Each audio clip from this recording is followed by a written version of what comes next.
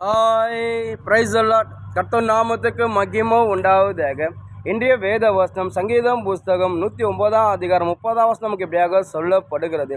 கர்த்தரை நான் என் வாயினாலும் மிகவும் துதித்து அநேகர் நடுவிலே அவரை புகழ்வேன். சங்கீத தாவீது சொல்றாரு, கர்த்தர் எனக்கு செஞ்ச நன்மைகளை நான் அநேக இடத்துல சாட்சியாக சொல்லுவேன். நான் சாட்சி சொல்ல ஒரு நாள் வெக்கப்பட மாட்டேன்னு சொல்லி சங்கீத தாவீது சொல்கிறாரு. ஏன்னா சங்கீத தாவீதோட வாழ்க்கையில் பார்த்தீங்கன்னா ஏசப்பா அநேக நன்மைகளை சங்கீத தாவீது செஞ்சார். அதாவது சொல்ல முடியாத அற்புத அதிசயங்கள் காரியங்கள் ஏசப்பா சங்கீத தாவீது வாழ்க்கையில் செஞ்சார்.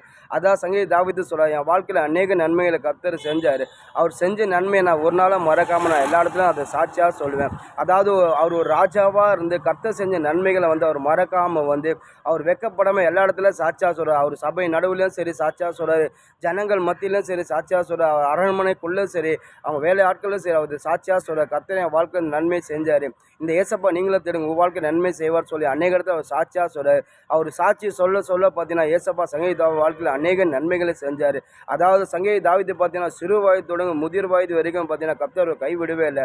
அவருக்கு சகல விதமான ஆசீர்வாதம் ஏசப்பா கொடுத்தாரு.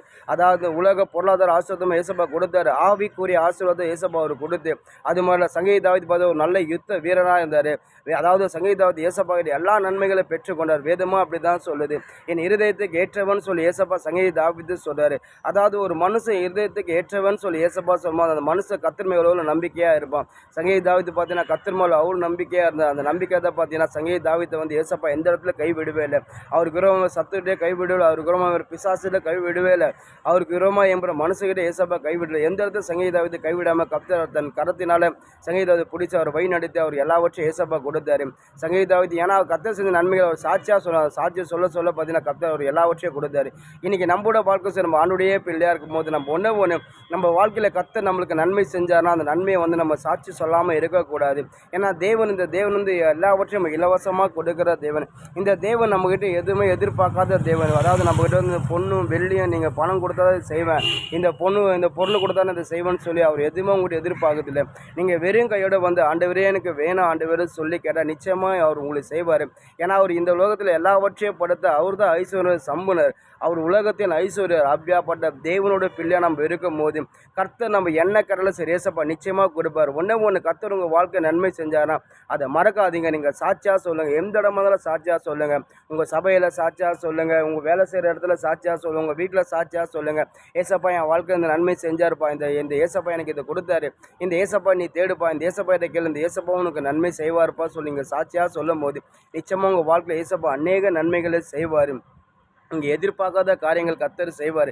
ஏன்னா வேதத்தில் பார்த்தீங்கன்னா அநேக பேர் கர்த்தர் செஞ்ச நன்மைகளை சாட்சியாக சொன்னால்தான் அவங்க அநேக நன்மைகளை பெற்றுக்கொண்டு அதாவது அப்போஸ்தலர் பவுல் ஆகிய நீங்கள் வேதத்தில் பார்த்தீங்கன்னாக்கா அதாவது ஒரு ஆலயத்தில் ஒரு பிச்சை கேட்டிருக்கான். அவன் பார்த்தீங்கன்னா அவன் தாயின் வயிற்றிலிருந்து பிறந்த முதல்ல சப்பானியாக இருக்கிறான். அவன் 2 கால் நடக்க முடியாது. அவனை எப்போவுமே அவனை சில பேர் அங்கேருந்து தூக்கிட்டு அவனை தேவாலயத்தில் உட்கார வைப்பாங்க. தேவாலயத்துக்கு வெளியே பிச்சை கேட்டு அதை வாங்கி சாப்பிட்டு அவன் வாழ்க்கையை கடந்து கொண்டு இருந்தான்.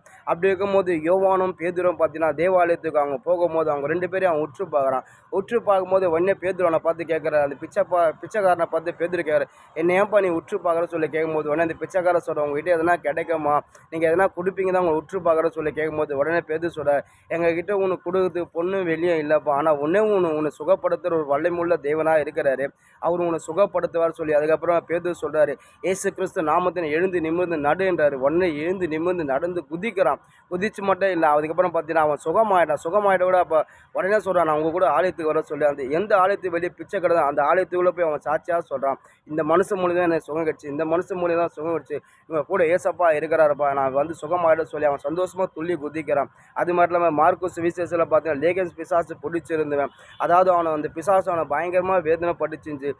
அதாவது அந்த மனுஷ பக்கத்தில் யாருமே போக மாட்டாங்க. மனுஷனை கண்டு எல்லாமே பயப்படுவாங்க.